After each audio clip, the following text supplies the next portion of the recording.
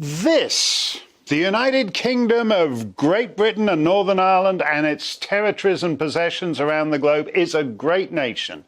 It is the nation that more than any other can plausibly claim to be the one that built the modern world. In fact, that building just over my shoulder across the river once legislated for a quarter of the planet and did it rather well, and with far fewer spads and interns and whatnot than those guys need now. But it's kaput. Nothing works anymore. You did such a grand job of protecting the NHS that it's retired to the Turks and Caicos. It's so long since you last saw a GP, they ought to be on the endangered species list. We have excess mortality week in, week out, all year. And the propagandist pom-pom girls of Britain's ghastly groupthink media barely cover it, too busy rah-rahing the latest floppo booster shot. Almost everything in our public life these last 3 years has been a terrible, debilitating lie.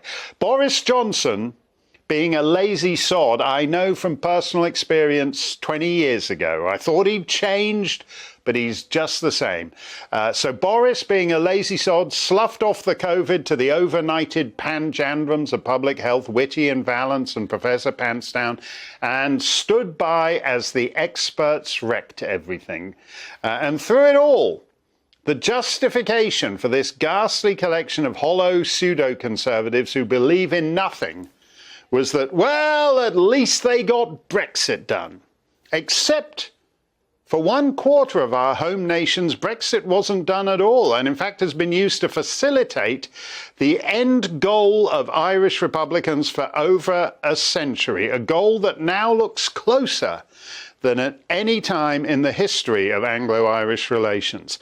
And now the remaining 3/4 of the home nations are headed for the same fate as senior sources in the government, absolutely nothing to do with the fellow on the right here at all.